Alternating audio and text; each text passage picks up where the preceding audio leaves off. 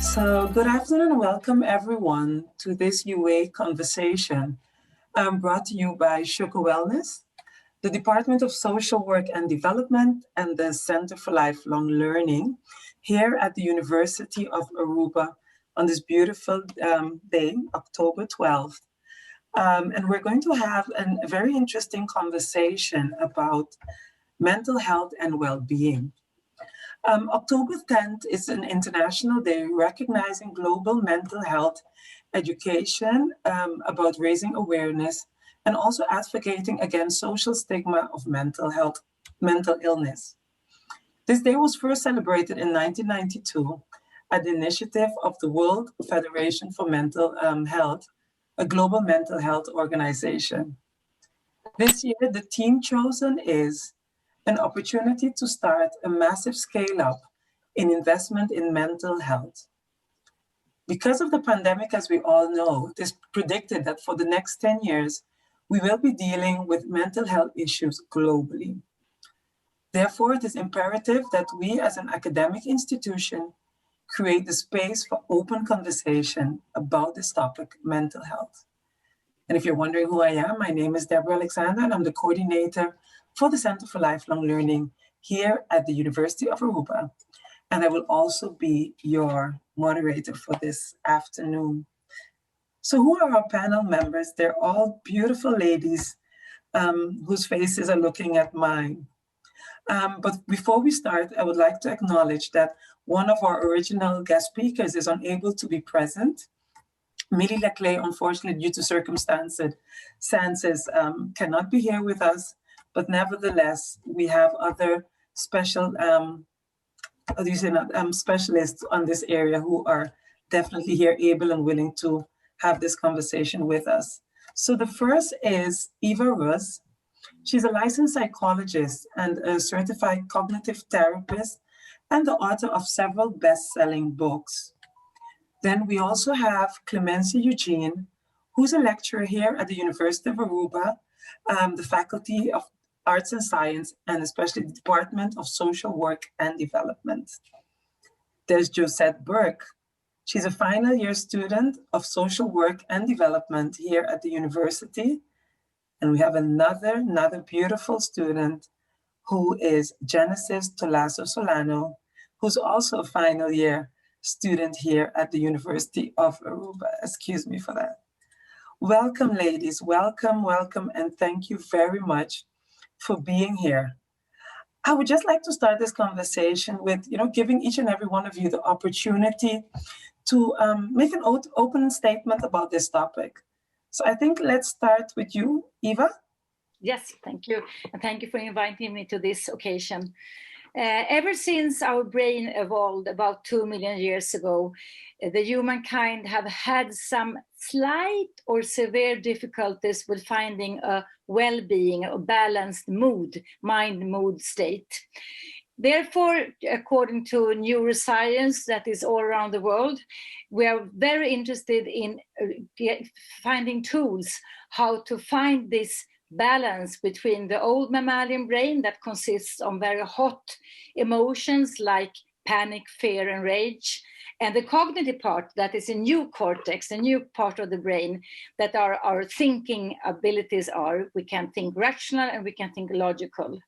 And the challenge for us is to find the balance so that we can use both parts of the brain in a very intelligent way.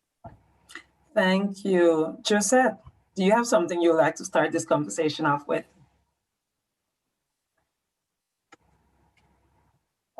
Yes, of course. I think for me, having an honest, open conversation about mental health is very important, seeing as I also experienced not taking care of my mental health. I think it's very important to have these types of conversations to stimulate open-mindedness on how we think and view mental health, because mental health, in my opinion, is not only just the absence of a mental illness, but it's also a way of being, of how we have our outlook on life. So I think it's very important that we have these type of conversations. Okay, thank you. Genesis?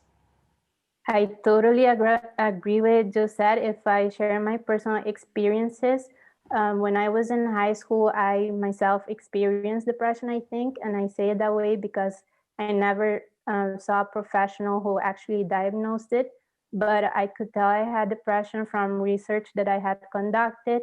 I had many of the symptoms, and I constantly had negative thoughts.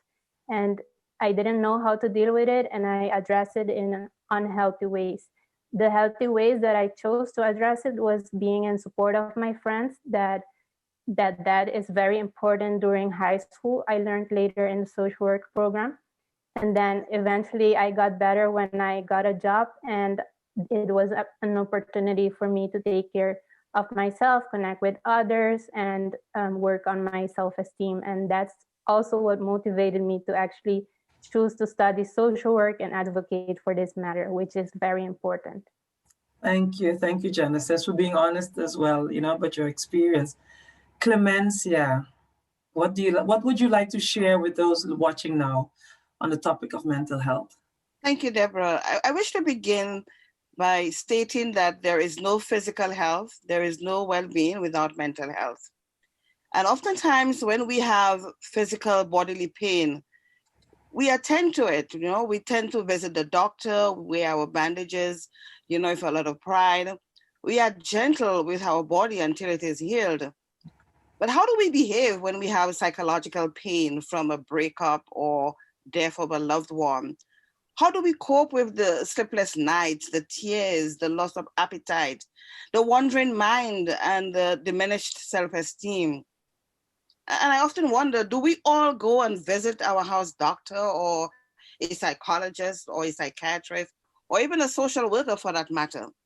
Do we take the time we need to heal from emotional pain?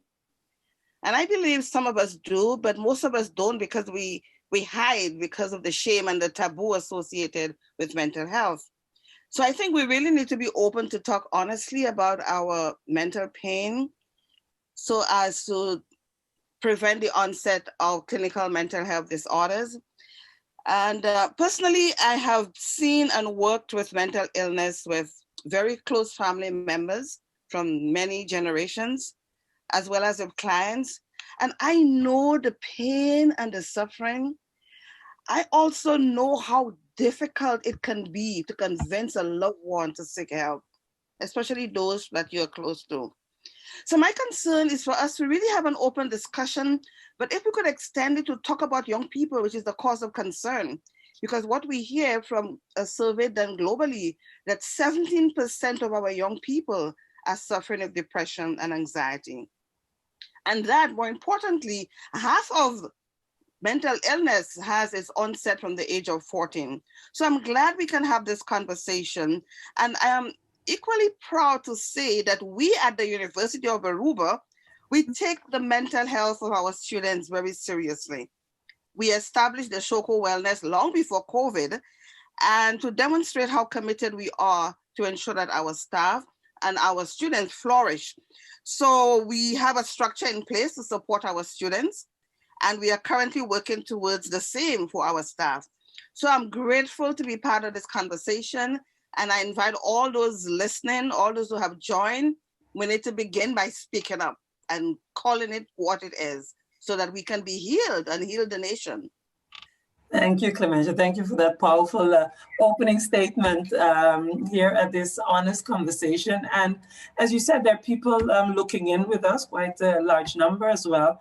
And I'm actually curious to hear from them who they are. So just to get an idea, I'd like to launch this poll where I'm asking you to please indicate if you are a parent, a teacher or educator, a student, either a youth, adolescent, or maybe you're just an older adult. We're just curious as to who is here with us at the moment. I'll give everyone a few more, 10 more seconds.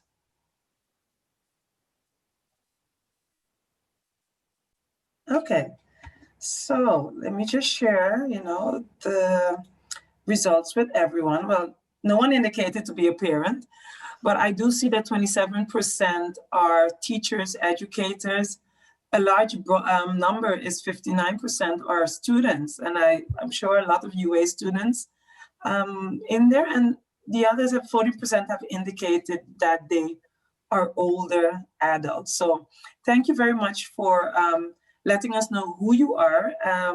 As you can see, we're in a Zoom webinar feature, so cannot see each other's faces, but feel free in the chat box to send a shout out and let us know who you are, writing your name and where you're logging in from or where you're working, just to encourage, others watching. And also for our panelists, it's nice for them to know that they're being supported here at this moment. So I'd like to start with a first question. And for me, that question would be for you, Eva, as a psychologist. What is mental health? Mental health is when a person is feeling balanced. When they wake up in the morning, they have positive thoughts about the future of the day. They think in a positive way. And if they have situations that are not so good, they can deal with them. They then don't get panic, and they have good, flexible, and corrective skills. That's okay. So that's a way. But then we're talking in mental health, and then there's also the well-being part. And Clementia, what's the well-being part for you? Yeah, when I think of well-being, I think one's ability to cope with the normal stresses of life, and that one could look at the entire well-being will. It means that one is able to cope socially, in that you can engage with persons, with friends and family members. One's ability to take care of their spiritual health, that is, you have the connection either with the divine or the ability to reflect on life's purpose and life's meaning for you. It also involves academic well-being, environmental well-being, your emotional well-being, a sense of stability and being free and open to express your emotions in a very favorable way. And essentially, physical health is also part of well-being. So for me, well-being encapsulates a broader spectrum of mental health, not only mental health that focuses on psychological or emotional well-being, but the entire gamut of life's experiences. So that is well-being. It's really a balance between the physical, the mental, the emotional, the social, the environment, even financial well-being. Because if you're not well financially, then it can affect, So the final thing we need to know is that one interferes with the other, So it's striving to have a balance, as far as is possible in all those different domains of life. The question would be then, Clementia, is it possible to have a balance? And I think maybe for our young students with us, let me look at Genesis and ask, Genesis, how are you able to balance your academic and your personal life, especially studying at the university level? It can be very demanding for you. You're a student, for us, for you guys, the students, thinking I'm a student, but how are you able to balance that, your personal life, the different academic things that you're doing? Clementia mentioned, the financial aspect. There's so much going on. How do you do it? So initially, before COVID, it was easier for me, but when COVID impacted us all, I was about 1 to 2 weeks confused and lost about what to do now, because I was doing my internship. So I was having trouble balancing the professional and personal life, since everything had to be done from home, right? And then I said, okay, what am I good at? I thought my planning abilities. So I went to that, and I was able to say, okay, I want to start the day positively, and one way that works for me is moving my body. So I started incorporating at-home workouts in the mornings. Then I would do my internship tasks or online classes if I had them. And after that, I said, okay, that was enough of schoolwork and professional life. Now let's go back to personal life. And then I would go and hang out with my family. Okay. And you said balancing that exercise, doing at home exercise. I guess you never did it before. So it was for you something new to learn and go into, what works for you. Many would say, I prefer to go to the gym, but I guess you found a way to go around that. What would you say for someone who's struggling with that, also with mental health issues, and they're looking, to find that routine to be able to plan, what advice would you give to them in being able to do that? I would say try different things. I don't know if we'd be able to repeat the question once again. I think this is part of the new normal as well, but I'm having a bit difficult to hear. So I don't know if you would be able to repeat the question one more time, sorry. Oh, no. Was the question for Josette? Yes, I was saying, Genesis, are you hearing me better now, Josette? I was saying Genesis was struggling, she started exercising, doing things from home. How could she encourage someone who's thinking, well, I'm having difficulties? How can she encourage them, to start changing their way of life in terms, of mental health and exercise? How can she encourage someone to do that? Okay. From my experience, what I would say what helped me during the process is very important to become very self-aware. Be aware of your surroundings and how you are feeling. And by doing this, it can help you be more accepting of the situation, and to still try to do your best to do other things, to do new things. So I think in my situation, for example, with the Corona situation, every day once it happened, I can imagine it had a lot of effect on a lot of people. But one of the things that I practiced the most was being very grateful every morning. I think Genesis also mentioned it, just trying to be positive. And I think this is a very important state of mind that we have to put ourselves in to be able to face everything we're dealing with around us. Okay, so I hear both you, Josette, and Genesis say you have made time and you've done the effort to be occupied with your own mental health and well-being. And I'm curious as to those attending with us right now, are you even consciously busy with your own mental health and well-being? And I'm going to launch another poll. These are some interesting questions that we really want to have a better understanding of where you are. So can you please answer if you invest time and make the effort to take care of your own mental health and well-being? 5 more seconds before the poll is closed.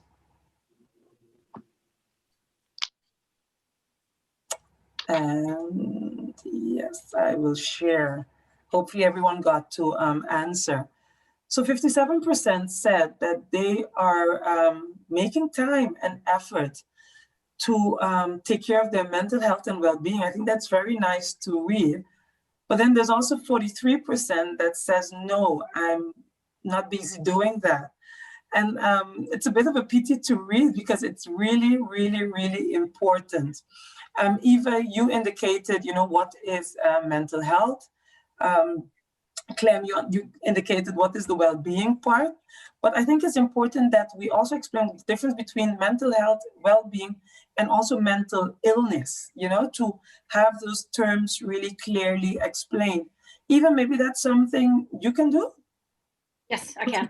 First, I would like to add to this survey that you just did, and what the young students just said, that how they did work with the self-awareness and gratefulness every day. This is a very excellent way of encouraging our positive brain systems. It's called the reward brain or seeking system nowadays, because it gives you a forward locomotive behavior. It gives you curiosity. It gives you huge interest in what the day or the week or the month can give you.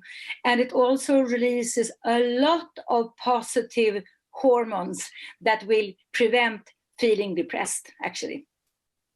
So that is very, very important to know. And regarding your question then, Deborah, yes, we have we who are working in the psychiatric or psychological service all around the world, we have a special diagnostic manual. It's called DSM-5, and I think it's translated to nearly 300 languages in this world. And there we have so-called, when we talk about mental illness, we talk about mental disorders. And they have specific codes, specific names for this, so that wherever you are, if you're in Africa or in Sweden, where I'm born, or in Aruba, then we should share the same diagnostic features for each mental illness disease. But then we have these mental health issues that can be that you one day can feel a little bit disappointed, hopeless, or dysthymic, but that is not a disorder. That is a mood state or a mental state that can be adjusted with what these young students said, with being self-aware, grateful, positive thinking, and so on. So we have to be aware tur dia, tur siman about how our thoughts and emotions are directed.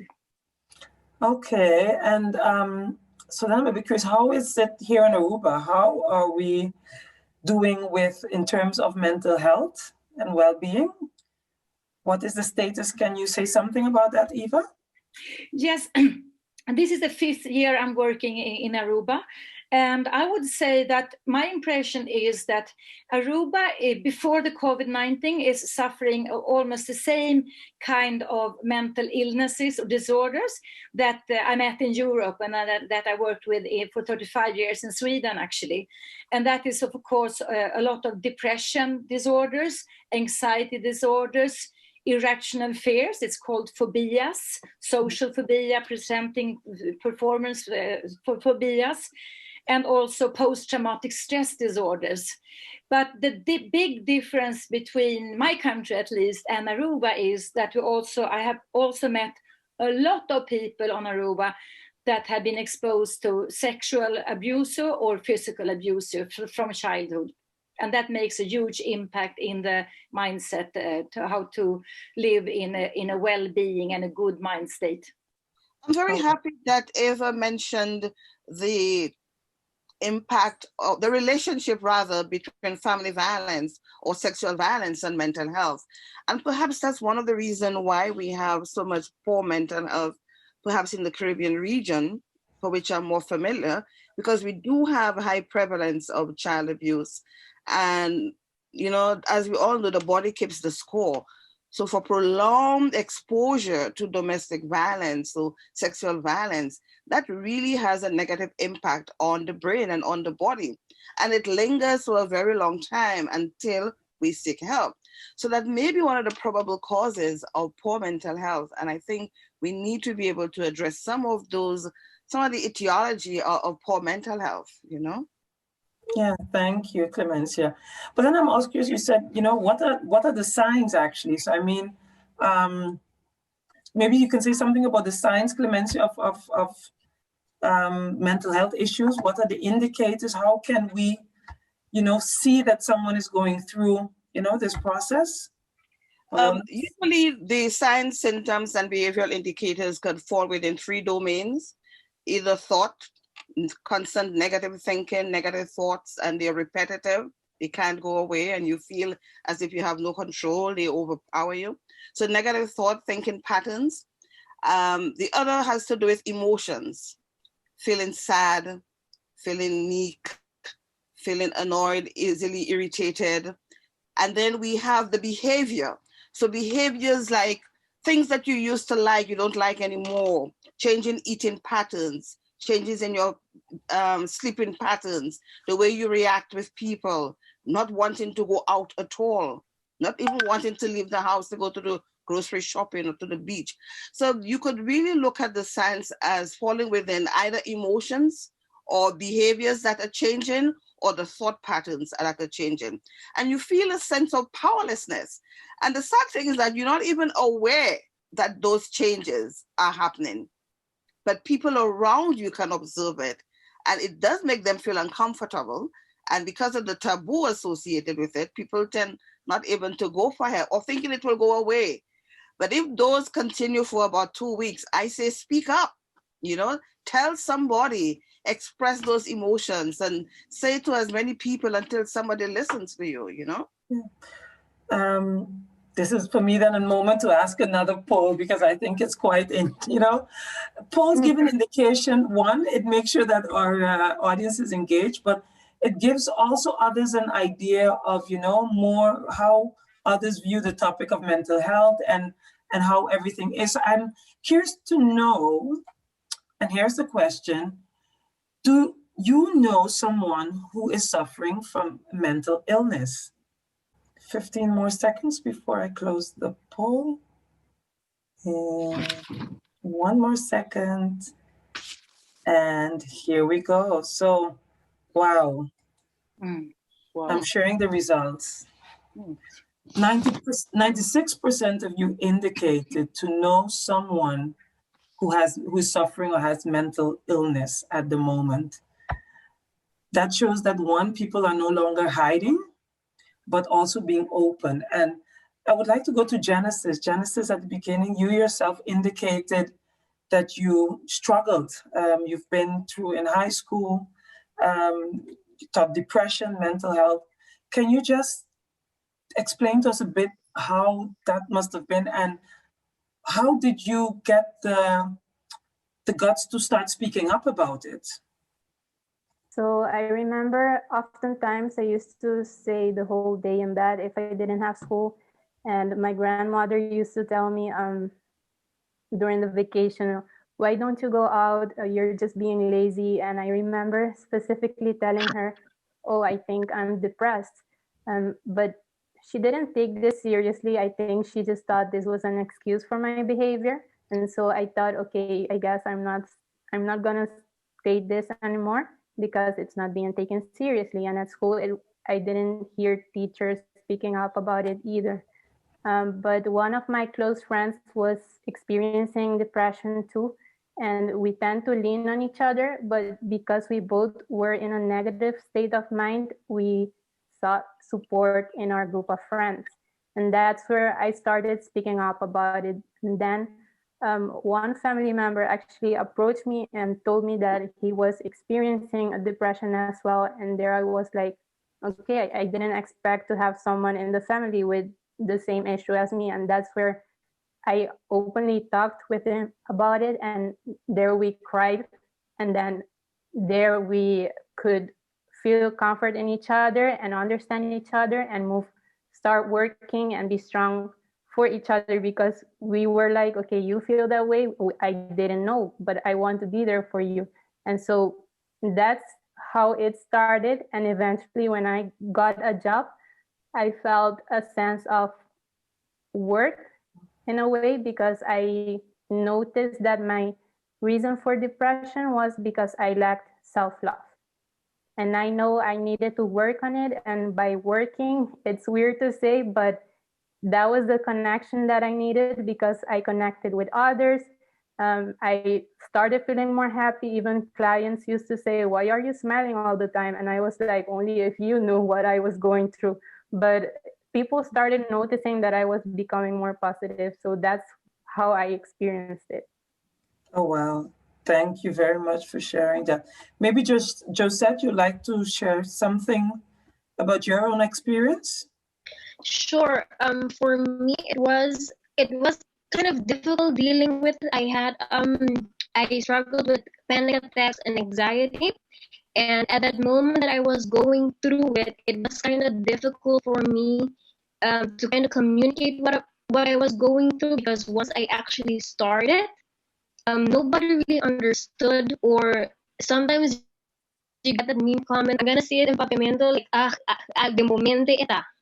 Just relax and it's gonna be over. But it's scary, the feeling that you get, and that nobody can really understand it. So for a while I was kind of dealing with it on my own. And then at my work, I actually found someone who could have talked to me and really know what it feels like, because they've been through it and they told me what they did. And that kind of helped me through the process. My reason for developing anxiety was actually because I was very busy with a lot of things at the same time. And that is the reason why I really put emphasis on taking care of yourself, taking time for yourself, and be realistic with how many things you have on your plate. And it's okay to say no. That's a big thing. It's okay to say no and listen to your body. And that's why I feel like it's very important to have these types of conversation, not just for those who are experiencing it, but for those on the other end as well that don't really understand what the other person is going through. Because even though for you think something mental is gonna pass over, but for the one experiencing it, it's something very intense. And I told people I almost experienced it like I'm going to die. That intense how I felt it. Maybe just one thing that I can add as well to my experience. A lot of people did not believe in this as well. I did not believe in it either until I experienced it. But due to my anxiety, due to all the stress of my body, I even experienced sleep paralysis. I don't know if most people are common with that. But that was the point that I was like, no, and now definitely I really have to take a break, take a time for myself. And I think for a week or two, I put everything aside and just focus on myself until I gotta feel relaxed again. So Josette, you said sleep paralysis? Sorry, I did not hear you. I'm sorry. I said, did you said that you suffered from sleep paralysis? Sorry, sleep paralysis. Yes.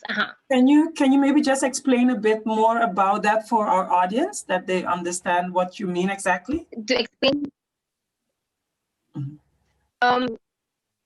Okay, like, so I'm not really like a professional on really how specifically to explain it, but it's more that like your mind wakes up faster than your body. So if I'm not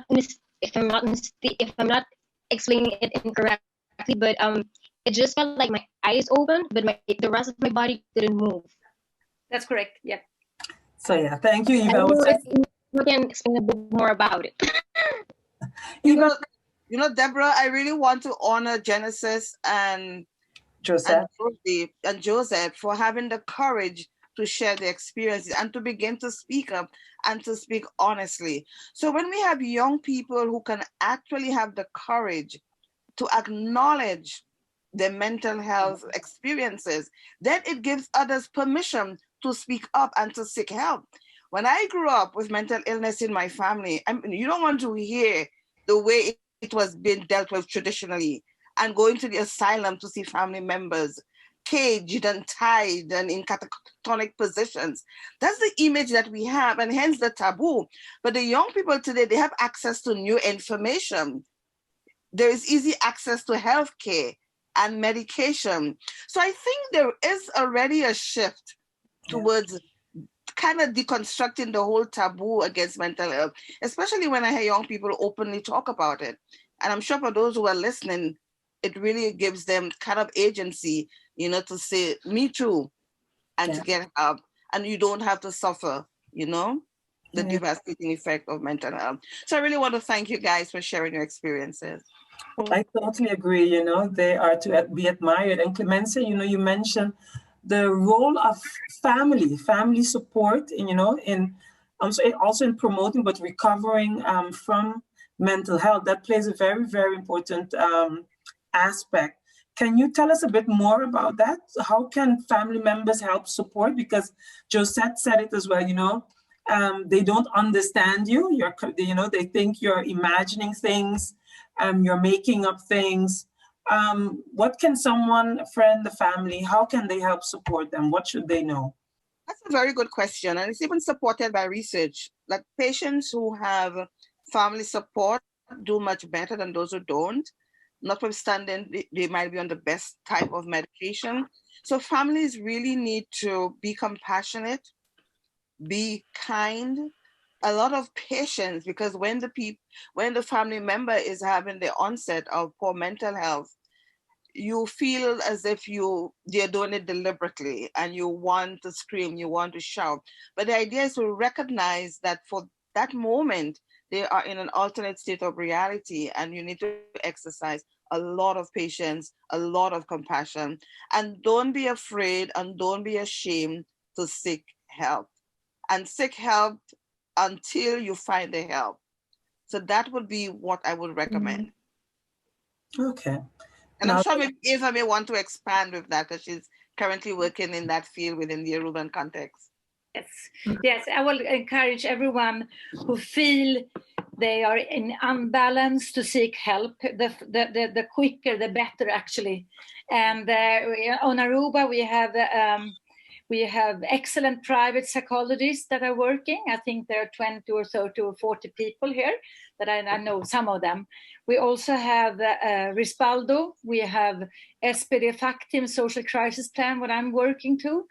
And we can also, of course, talk to your closest, your chosen house doctor, Husarts, who can help you too. Because there is help and there is no idea to wait, or as you say, Clementia, to feel ashamed. This is nothing to feel ashamed of. And I must add that during this is my 5th year I'm working in Aruba, I must say that I feel that most clients, patients that I've been meeting, both men and women, are actually very, very open about their troubles. I don't feel that there's so much shame anymore. I think there is more goal-oriented wishes of being healthy, well-being, and help in the right way. And you touched a very good point, Eva, because is there a difference in how men and women experience mental health? Well, in general, what I have learned throughout my life and in statistics, women tend to have a little more higher rates, scores on depression inventories, having depressions, than men do have. And that could maybe be explained by the gender difference, that is, that women who are made for carrying babies, at least, that we have an emotional attentiveness or attention more to take care of our small ones than men have. But that doesn't say that men doesn't have that ability either, right? But that is the gender. But if you talk about psychosis, schizophrenia, depression, anxiety, I would say it's 50-50. It's the same. No gender differences. Okay, thank you for clearing that up, because I was already wondering who gets it more than the other. For both Josette and Genesis, but I'll start with Josette with this question. What advice would you like to give your peers at the university about ways to maintain good mental health and well-being? What would you like to tell your fellow students, and actually all the students, a quite large percentage that is here watching in, what would you like to tell them about how to maintain? Okay. So to start off, I would say having a planning is actually really important, but to be completely honest, I'm not one of the best person who can keep up to a planning, but I realize, especially in the COVID period, it's very important to plan so that things don't get overwhelmed, and especially balancing, because some of us are students and we do go to work. So it's very important to plan and balancing out that aspect.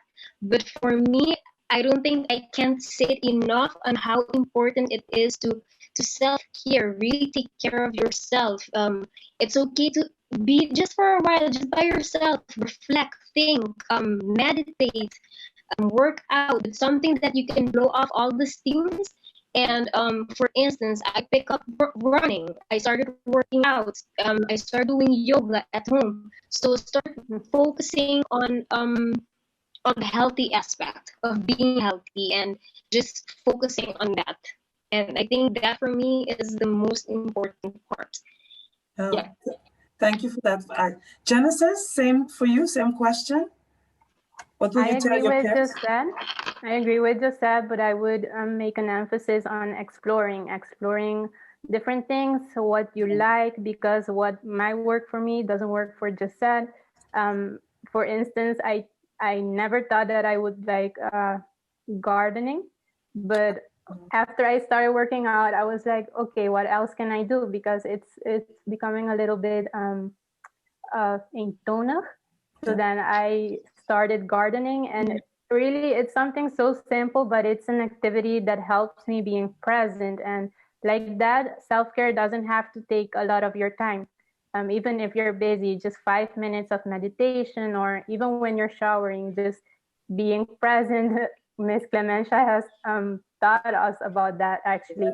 So being in the shower, really feeling the water, its temperature, how it feels against your skin. So really be present. It's good to see that the students are practicing the mindfulness Yes. exercises that I have taught them in the classroom. It's so amazing to hear you students speak. But it's very interesting listening to the students, because self-care, it doesn't matter where you start in the well-being wheel. You may begin by just walking and exercise, and there comes a point in time you're ready to shift and move into healthy eating. And then you master this, you have a routine, because our body is wired for patterns. So the more we do something, the better we become at it. And so the brain, it actually resonates with the brain, and it becomes a habit. And then when that is done, then you're ready for the spiritual. And then you begin to do reflection and gratitude and prayer. And then that becomes mastered. And then you could add another domain, So it's interesting to see how the evolvement, or the how it unfolds, So I invite those who are listening, it doesn't matter where you start, but don't start with everything one time. Just choose one aspect of the self-care, work on it, take your time, do it well, develop it, and then watch the unfolding of the other aspects. It's such a pleasure to hear, the students share how they practice self-care and the evolvement of all of that. I love it. And Clementia, I was just going to say, when she mentioned that, at the university, we all know you're a mindfulness guru. And I was like, so how does mindfulness, contribute to that mental health and well-being? But I already see you practice it in a class, but maybe, you just want to go back a bit more, explain about the mindfulness for those who are not, don't know anything about it. Mindfulness is one's ability of paying attention and being in present moment awareness with whatever you are doing. And it may take many forms, like Genesis mentioned. If you are in the shower, make sure you are in the shower. And for those of us who are here, how many times you are in the shower and you have many people there with you? Or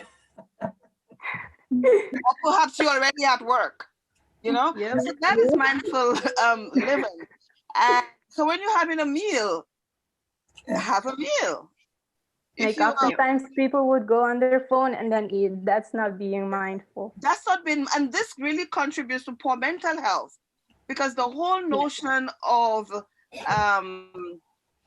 multitasking is a myth. We are just creating stress and creating poor mental health. So maybe we might want to look at what are some of the benefits, of being mindful and being in present moment. And there are many, for students, it helps with concentration. It helps in stimulating your memory and to focus. It also helps at the physical level. So if you have chronic pain, mindful meditation can help. It helps lower high blood pressure. It helps to build your immune system. And at the emotional level, and this is the word that has really helped me personally, I used to be described as someone who's aggressive and who's loud, and by practicing mindfulness, it has really been able to really activate my prefrontal cortex, the part of the brain responsible for regulating my emotions. So it really helped you to be calm. I really silenced the amygdala, the part of the brain responsible for rage and anger and being aggressive. So if you really want to work on being emotionally stable and calm, it doesn't mean that you don't get angry, but you respond in a more calm and in a better way. It's also good for depression. So we have a particular type of mindfulness that is geared towards helping to deal with issues of depression, and it builds your resilience. So mindfulness is one way of protecting and promoting good, healthy mental health. And so I encourage those who will listen to try to investigate this a little more, so as to enjoy a better quality of life and preserve, our mental health. Totally agree. And on that note, Clementia, my last poll question for today is, let me launch it. So it says, do you think we need to be doing more about addressing mental health issues here on Aruba? Let's see, still pending some more people to vote. 5 more seconds. And yes, let's share the results. So 95% agree that, more needs to be done. And I think we can all agree on that. For those that said no, I'm sure there's a reason why. But most important thing is that we are busy doing it, because I think, as you said, with open conversation, we can all only continue to help others. So I think we've come to we've been at it for 45 minutes having this open and honest conversation, and I've been seeing the Q&A box, heating up and going red with some questions and just some comments. So someone said, for example, I do have difficulty finding balance. I'm a propedeuse student, and they feel a lot of pressure. Maybe Genesis or Josette, you'd like just to give a positive feedback to this person who's saying, I'm feeling a lot of pressure? I would say don't be so hard on yourself. Like I said before, explore the free time that you have, maybe evaluate what types of activities that you like that you can do within that time frame, and try to apply them, if not daily, more often than you already are. And if you feel a lot of pressure, do not doubt to talk to someone. Thank you. Anyone else want to say something on that? Just making sure. Encourage the student to I would like to seek help from Shoko Wellness. Mm-hmm. Yeah. A student at the University of Aruba, definitely, we're there to help. And Josette, you wanted to say something? Yes. I can imagine the pressure that this person is going through, and I think we mentioned a lot of things that I would kind of repeat in the sense that try to find somebody you really trust to talk to about your pressure that you're feeling, because sometimes you just keep it in and you keep this pressure in, but nobody really understands why. So I think it's very important to talk about it. And this one point that I'm going to say right now, it was very, very hard for me as well, because I take my work, my school work, everything very, very serious. But at a certain point, I had to realize that those things are very important as well. But my health, my mental health, my well-being is also very important. And without that, I won't be able to finish my studies or go to work. So sometimes you really have to put yourself first in order to get everything else done. So it's a mindset. It takes a while, but try it. No. Hope that helps and is encouraging for them. I think Clementia, this one you can answer best, or maybe Eva as well, because you mentioned, Clementia, the body keeps score. What does that mean exactly? This is the title of a book written by a famous psychologist, and he did considerable research using neuroscience and brain imaging, meaning, let's just assume you had a traumatic experience as a child.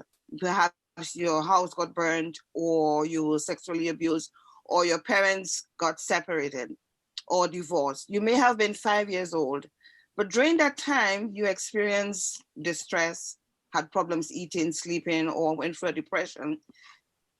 The emotional reaction surrounding that traumatic early childhood experiences rest in the body. It rests in your DNA. For adults, it may mean the pain that we have in our pancreas, in our back, our arm, our head, our eye, our toe. It is really where the stress resides, you see? So the pain is there. It reminds me of Eckhart Tolle, who speaks about the pain body. You know, how many times we go to the doctor and we do a battery of tests because we have a pain here, there, and everywhere. And the results come out clear. Everything is working in perfect order. So it is the psychological stress. It is the trauma of those experiences that rest in the body and comes out as physiological symptoms, but they are really, the source is really in this emotional, unresolved pain, unresolved trauma at any time in our life cycle. So that's what it means. The body keeps a memory of the pain, the psychological pain that we experience, compared to a physical pain. So if I cut my arm, okay, I get the stitches and it's gone, you know? But the emotional pain of a heartache, a breakup of a relationship, death of a loved one, being violated, feeling oppressed, feeling discriminated, not being able to be who you are, these are all psychological, emotional pain that rests in the body. You can't go to the doctor and get a Band-Aid. You know what I mean? But there is cure nowadays. Since 25 years, we have trauma treatment called EMDR, and we also have that on the island. I do that, and other psychologists do that, and that also actually removes the scars in many people's mindsets. So there's hope for a cure against that too. Absolutely, there is treatment, but one has to speak up, and don't be ashamed of whatever life experiences you may have had. It's not your fault. Yeah. You know, so speak up, you know, speak to someone, get some help. Help is available. Thank you, thank you. We have a question from someone who's a lecturer, an academic advisor, and thesis supervisor. What type of support can I provide to a student who is struggling with depression and anxiety, but doesn't reach out? This student of mine kind of reached out to me, however, he goes hiding and at times doesn't react to my emails or messages. I'm afraid to support in the wrong way. Eva, I'll ask you that because you're one of the Shoko Wellness. Well, I would say that there is no way to react wrong. The only way to react wrong is to don't pay attention to it, right? So I think that you should start paying attention to it and don't give up. You can be, you have to catch that student in some way and encourage the student to seek help. And as we are a group at at the University Shoko Wellness Project, we're easy to reach and we're easy to get a counseling time for too. So the only thing is don't give up. Talk to that student, don't give up. Okay. Would maybe Josette or Clementia, Josette or Genesis, is there a wrong way of support? What would you advise this teacher as well, you know, being a student yourself? Genesis? I think for me, just being able to hear that someone cares and wants the best for me, aside from my academic school life, I think that support will, okay, maybe I immediately wouldn't react, but I would know, okay, that person is there whenever I'm ready to talk. So I think it definitely helps. Thank you. What I have done in cases like this is to find out who's the best friend of that student, and speak with that best friend and ask, do you know this person who is your friend is going through a difficult time? And I'd say, could you kindly encourage him or her, you know, to visit, you know, the house doctor? I would even encourage that person to go with that person, you know? So be in the same space with that person. And while you are there, encourage, you know, that best friend to make that phone call. Be there, be next to him. And on the day of the appointment, go pick him up, you know, and go together. Be in the waiting room. Sometimes people need a kind of like a helping hand. And remember too, the person, although they have some modicum of awareness that all is not well and there is an absence of homeostasis, but sometimes they're not even aware that what is happening, you know? So we need to a little bit of hand holding, you know? And sometimes you may want to send them a short video on signs, symptoms, and impact or the long-term effects of the condition that you think they might be suffering. So I do that too, you know? I will send students a short video, you know, on when they are reluctant, you know, to do things. And I do it for study skills as well, you know. So that would be my suggestion. Very good one, thank you. And let me just say, I don't know. Just finally, in Shoko Wellness, students can anonymously go on our website and put in a request for an application to have a conversation with a psychologist. So they don't necessarily have to go physically and show their face and say to Julitza or to, well, she is doing our intake for us that, you know, I need help. So they could just go on the website and put in the application anonymously. Thank you for sharing that, Clementia. There's so many questions. I want to go through all of them. What if a family member does not display compassion when you try and open up to them? Who would like to answer that one? That's a difficult one. I Yeah, have it is. sorry, Josette want to go? I'll let Josette go then. Josette, would you like to answer this one? And no, I actually just wanted to agree with Clem that it is a difficult one. And I think Genesis mentioned it earlier. I think if I'm not mistaken, but it's very important just to try to find that one person in your family that you're the closest with, and try to explain it to them. And maybe by opening their eyes, maybe they know how to approach the other person that is not being compassionate. So that's what I did. So I don't know if that would be advice to do so, but it is a difficult one. And I would say try to find somebody you can trust, and then maybe that person can help the other person understand as well. Sometimes the family member himself or herself are going through their own struggle, their own challenges with a similar issue, and they have their own guilt, their own shame, their own sense of insecurities. Yeah. Or they too may have been masking that same issue. And it's because out of fear and their own insecurities, they don't respond, or they respond inappropriately.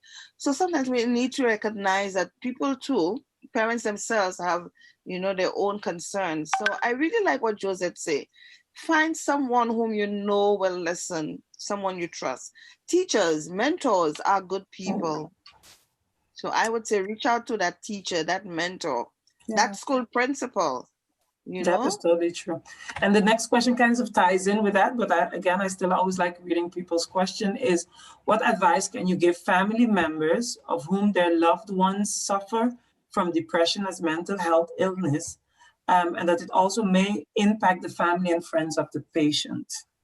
I don't know if Eva, maybe you'll want to say something? Well, I would say that patience, because we have to accept that getting mental illness, it takes some time to feel well again. And it can you can feel exhausted about that because you have to take a lot of time off and support your family member, but that is called love, and that is called relations, and that is the two most important things in life, actually.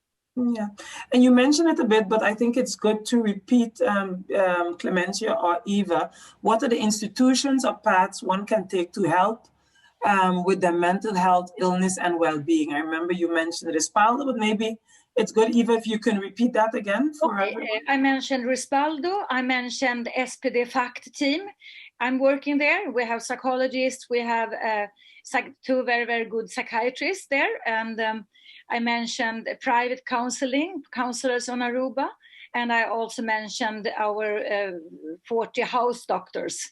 And you can also use, maybe if you have a parent who is government employed, maybe you can get it on your OSD insurance too, but you need to have a referral then.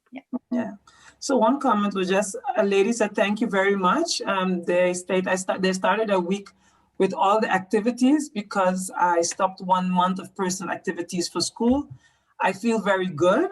And thank you to Shoko Wellness. The Shoko Wellness has been really helping our students. This is also a very interesting question, which states I'm 17 and the people in my life, when I tell them I'm not okay, they tell me it will pass, but it never does. I also have panic attacks. Can I go to a professional to talk without having to consult an adult? 17-year-old, can this person go to a professional? Yes. You can go to a private counselor. Are you at your university? You can go to Shoko Wellness project. I am not sure about Respaldo or my team at SPD FACT team. Maybe you have to be, your parent has to sign for you because you're under 18 years of age, right? But I can assure you that panic attacks, through the way that I'm working here in Aruba with cognitive behavior psychotherapy, it takes about 3 to 5 sessions to get rid of them for all. So it's quite quick relief you can get them. Yeah. And the last remark is our health system in Aruba is failing to the community.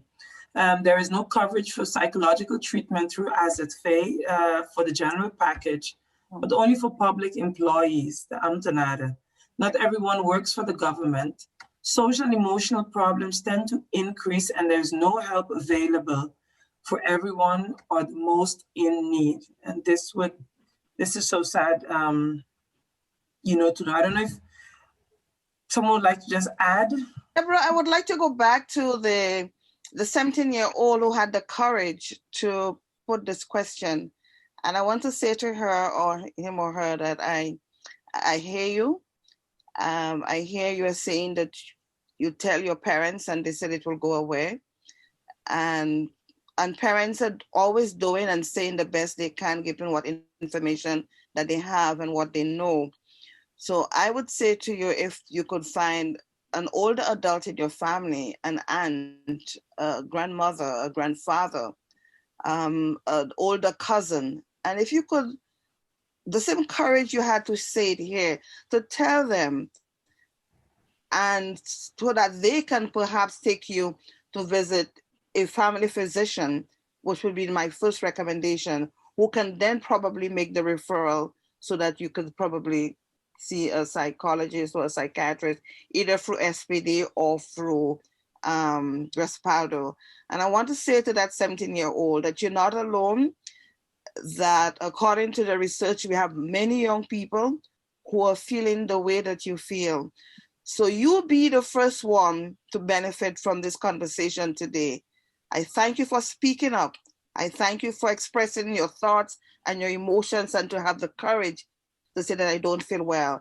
But find a cousin of some older adult and tell them that you listen to this program and you would really like them to support you to visit a family physician. Thank you, Clementia. Thank you for going back to that student indeed. And again, it's an open and honest conversation. And, you know, this is really needs to be applauded. So let's take away the stigma within the community on this matter, and stigma really being the word.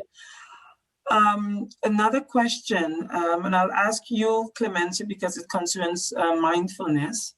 I've been diagnosed as being clinically depressed, but I do not want to take meds. Can mindfulness help me overcome my depression? I think a combination of both.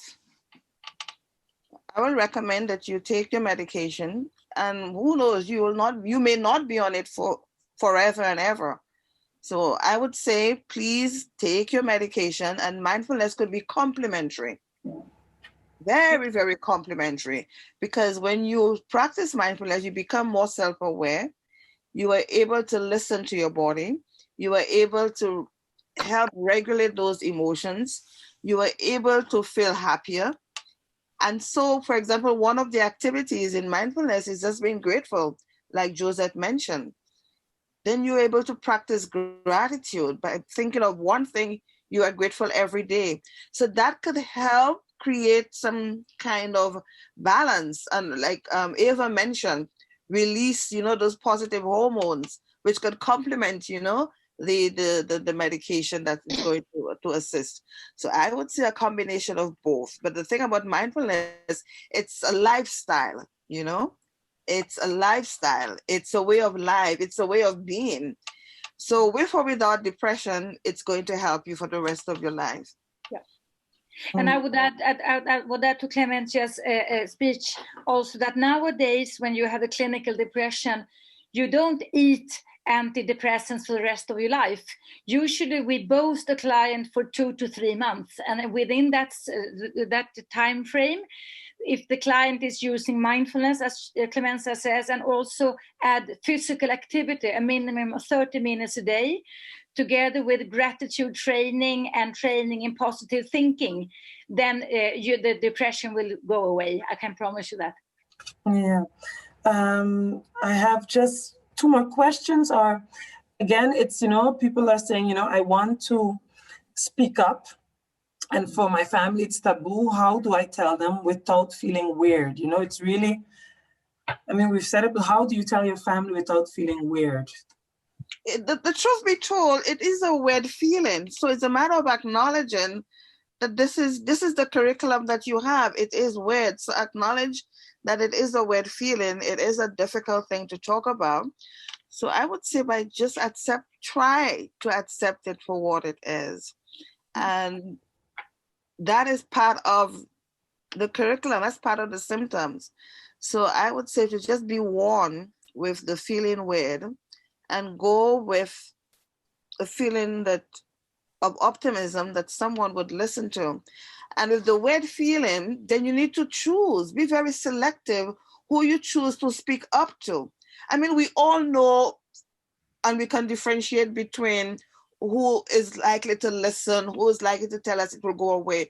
So carefully select the family member who you think is likely to listen to you. And the other thing is, so that they could respond in a compassionate way, try to choose the most appropriate day and time, not when they are just going busy leaving the house to go to work or it's dinner time. Try to pick the right time, the right place to tell the story so that you create a setting for acceptance, for a compassionate response, and it helps to kind of cushion the weirdness, if I may use that word, that you experience. But feeling weird is part of it. It's part of it. And again, I just want to stay in and just say thank you for that person who had the courage to say that question, to ask that question. Yes. Yeah. Thank you very much.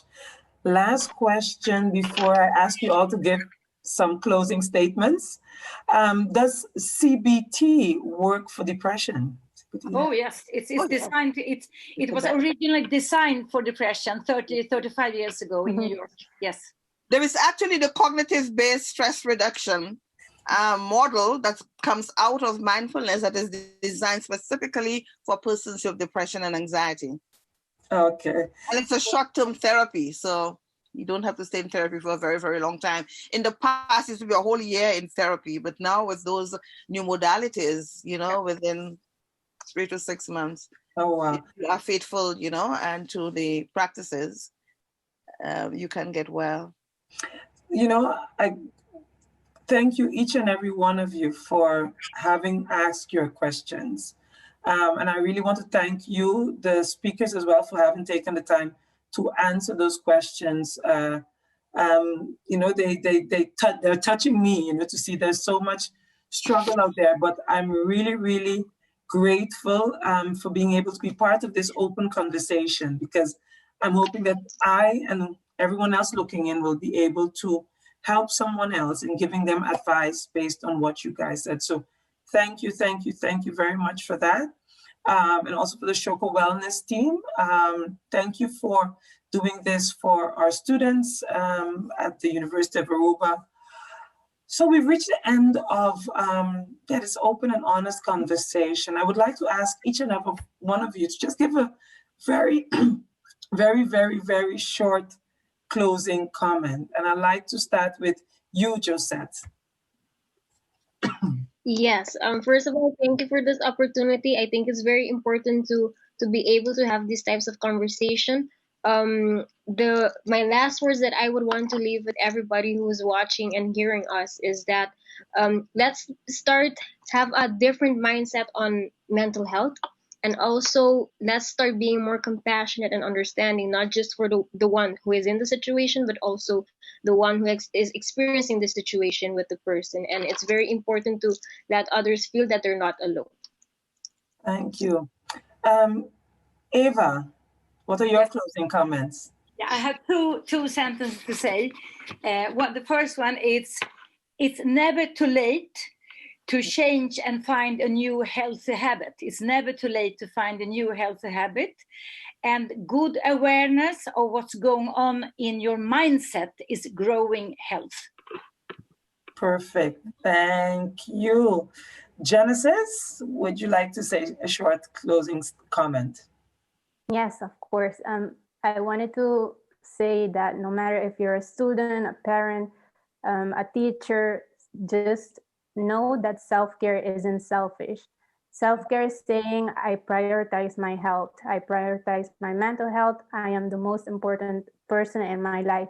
So don't feel like you're putting others' needs aside for your own, because it really should be that way, because at the end, you're the most important person in your life. So take care of yourself. And if you're feeling alone, do not doubt to seek professional help or support from friends. You have to start with baby steps, what works for you. Yeah, totally agree. Thank you. Clementia. I want to end the way I started, and in that there is no physical health, there is no well-being without mental health.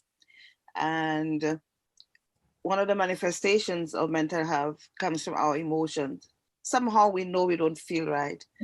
And so I want people to take away that, to express those emotions, give voice to them, speak up, speak up, speak to as many people as you can until you get the support that you need. And you're not the first, you're not the last. It's going to be with us for a very long time. It's part of the human experience that we do flip and flop from time to time. So I would say just express those emotions. You may not have the words to say, but just speak up. And for parents, for teachers, for friends, if you see something is not right with a friend, say something, do something. Try to get that person the support they need. And I'm proud to say the University of Aruba, through Shoko Wellness, we commit in cultivating the good mental health and well-being of our students. Take advantage of the services that we offer. You do not deserve to suffer. The service is there. Take advantage of it. And for the staff, we do have a plan. We're going to start enrolling it very soon.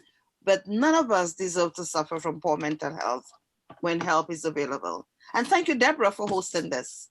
Oh, thank you. It was a pleasure. I like to chat, and these type of conversations are definitely those that I like having even much more, because it's part of lifelong learning. I look at that, and it's also part of being able to enable growth within someone else. So I thank each and every one of you for having shared your insights, your knowledge and your experience. It was educational and, again, inspiring, really.